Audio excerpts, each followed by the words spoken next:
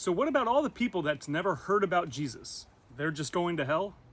Yeah, that's actually a very common and tough question.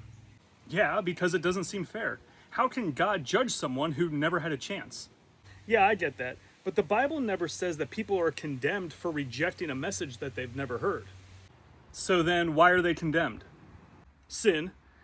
Romans 3 says that all have sinned and none are righteous. You see, it's not about a lack of information, it's our default condition before God.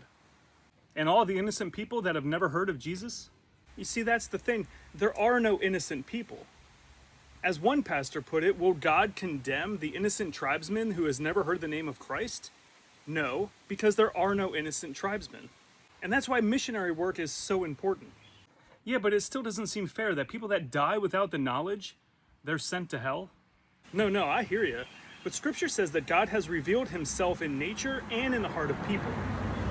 The problem is that sinners naturally reject this knowledge of God and sin against him.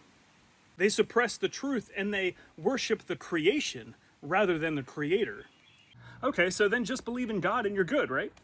No, let's take a look at Cornelius. He was a God-fearing man. He believed in God.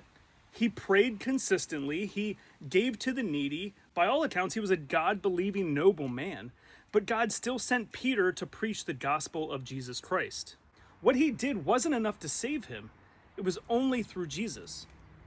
But there are still so many people who have no idea who Jesus is, and they'll die without that knowledge. Exactly. That's why we are commanded to go into the world and preach the gospel. Everyone who calls in the name of the Lord will be saved. How then can they call on the one that they have not believed in? How can they believe in the one whom they've not heard? How can they hear without someone preaching to them? How can anyone preach unless they are sent? Ultimately, faith comes through hearing, and hearing through the word of Christ. Look at it this way. The world has the same terminal illness, and God has given a cure through Jesus Christ.